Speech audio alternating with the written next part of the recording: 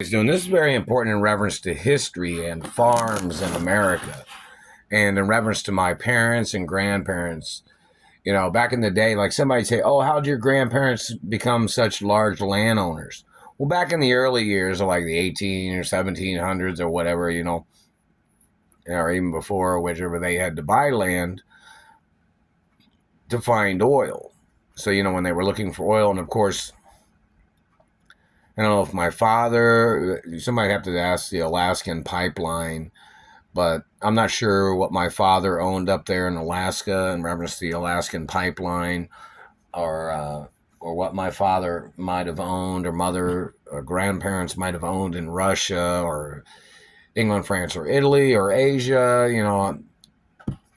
I usually did a lot of movies or TV shows and was going to school a lot and doing all kinds of things. So, in reference to a lot of things, never signed, never gave, never sold, never. Nothing's ever for sale, no matter what. So, what my parents owned or what my grandparents owned or great grandparents, I'm the owner of everything. Nothing's ever going to be for sale, no matter what. And nobody could ever buy me out of anything of my grandparents or mother and father, or family history of property or land or copyrights of anything. So, all the tricks that these people are playing, and there are people trying to block me from my mother and father's property. And, these people tried to make up stuff like they thought they would try to steal my revenues from the companies of my mother and father and grandparents. And then they claimed they were going to buy the companies with the monies they stole from the company revenues, is what somebody tried to say before. Like they were trying to muscle me out of my mother and father's estates. My parents got murdered and then they were frozen. So anybody muscling me, bullying me, terrorizing me, abusing me, damaging anything on my body is suspect in the murder of my parents and whoever they're working for, whoever these people are. That's just the facts of law. That's international law. That's American law. That's the facts of the law. That's the facts of property laws, deeds laws, property lines, security laws, Wall Street laws, Treasury laws, Supreme Court laws, World Bank laws. There's all kinds of laws.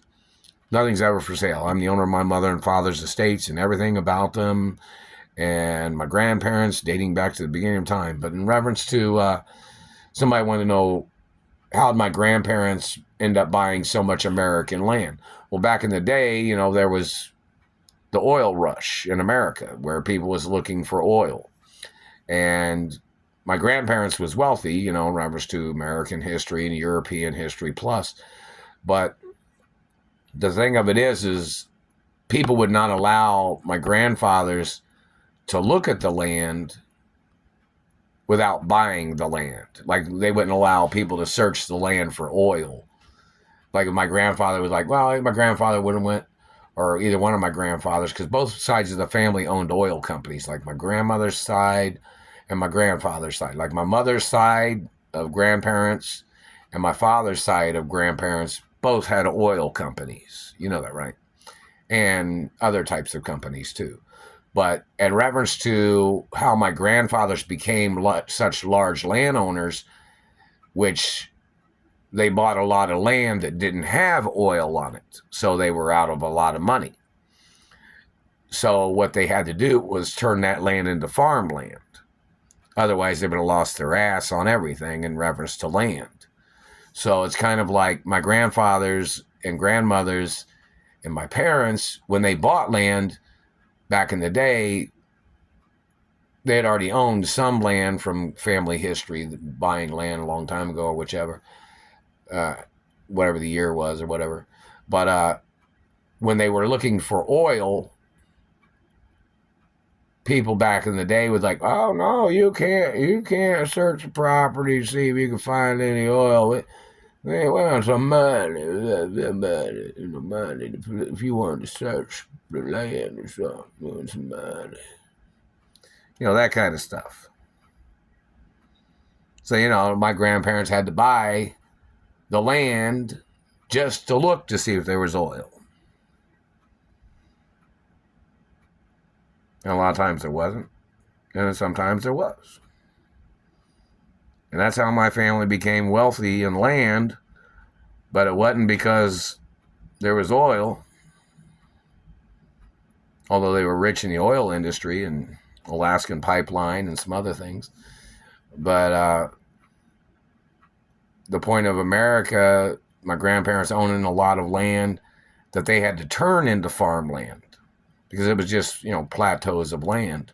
And they had to cultivate and do all the different farming, excavating and, turning of the ground and, tilling it and plowing it and planting and all kinds of other stuff, which cost millions and, tens of millions way back when, even more than that, I'm not sure exactly how much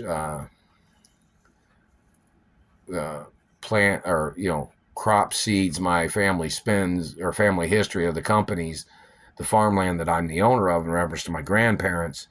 I don't know if it's in the millions of dollars in reference to, it's probably in the millions of dollars in reference to planting crops and feeding livestock and blah, blah, blah in reference to every year, chicken feed, turkey feed, cow products in reference to feeding cattle and milk products. It's probably it's definitely probably over $1 million in reference to, plus paying farm hands, paying for the tractors and all kinds of other things. And so, it's one of those things in reference to my great grandparents, how they became owners of land.